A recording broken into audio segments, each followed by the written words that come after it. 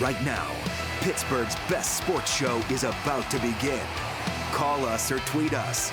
We've got things to talk about on the Ireland Contracting Nightly Sports Call, powered by FanDuel Sportsbook. All right, thank you, Kay Bone Rice. We appreciate that, and good evening, everyone. Welcome to the Fan Cave. This is where we talk sports with you. End of the day, I'm sure you have opinions. This is your place to call at 412-575-2600, the Ireland Contracting Nightly Sports Call, powered by FanDuel Sportsbook. Call us on the Bordas & Bordas hotline. Bob Pompeani, along with Chris Mueller, 93.7 The Fan, the PM team, who photobombed the end of the sportscast in an effort to get on earlier. I saw that, Chris. I know. So did I. Very surprised. You're sitting there, and all of a sudden, oops, I'm on. You always got to watch live television. But this has been a busy day. Yesterday was a busy day. We had a lot of stuff going on. I want to start with you with both the PIAA and the ACC. Both today had meetings, board of directors. Everybody's full go, at least they plan to.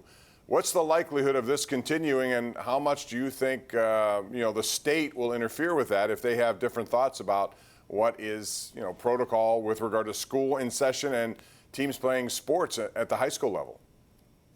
Well, I think if the numbers don't start going back down to where they were when the entire state, more or less, maybe outside of Philadelphia, was back in the green phase, if you don't see the numbers to that point, I do think at some point the state is going to step in and say this is just not prudent. Right now, the PIAA can rule, 30-2, that they're going to keep everything business as usual. The ACC can make plans. I think all of this stuff happening as these conferences and at the high school level, these governing bodies want it to, is honestly contingent on one thing, and that's the numbers going down. And if they do, then I think you've got a chance. Maybe not a great chance, but you've definitely got a chance. If the numbers don't go down, I just don't see the feasibility, because these would be big opportunities for spread where there's more risk, and it's harder to maybe keep people in a bubble, so to speak, than it would be in, say, a professional league. Yeah. All right, let's talk about, speaking of professional leagues, the Pirates were in action tonight. A weird series with Milwaukee. They blew the first one in the ninth inning. And then tonight, after the Pirates had come back last night with an 8-6 win, improbable, was Joe Musgrove trying to win a series. And Ben Gamble said, not so fast, as he hits this into the river in right field. He got all of that one. A 2-run home run. That's all really Brandon Woodruff would need. After that, how about this?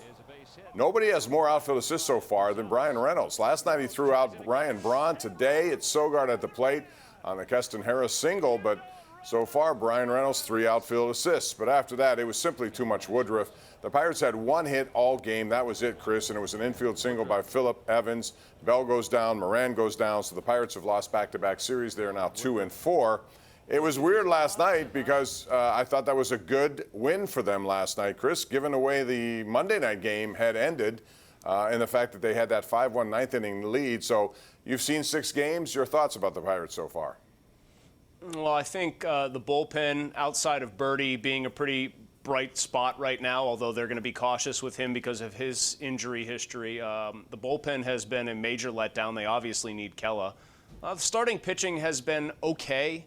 I didn't think Musgrove pitched a bad game, but he couldn't afford to pitch, he couldn't afford to give up a run. Woodruff was that locked in, and that probably gets me to my biggest takeaway. My problem with this team is that the offense looks anemic right now. Josh Bell looks out of sorts, had just a brutal game tonight against a power pitcher. Colin Moran's been the only genuine bright spot in that offense, and I don't know. I mean, they could have a nice comeback like they did last night. They could have a game where they at least put runs on the board in the first game of this series, but so far through 6 games, I think the big takeaway is they are going to struggle to score runs because there just isn't a lot of instant offense in that lineup. Yep. And as far as Milwaukee is concerned, they win 2 of 3, even though Christian Yelich went hitless in this entire series. He's off for a 1-for-27 start. When we come back, I'm going to ask Chris about what happened last night in Houston. We're also going to take your calls. It's 412-575-2600. Hit us up. Let's talk sports. We'll do it here every single night of the week, 7 nights, for the Ireland Contracting Nightly Sports Call. Pittsburgh CW. Welcome to the Fan Cave.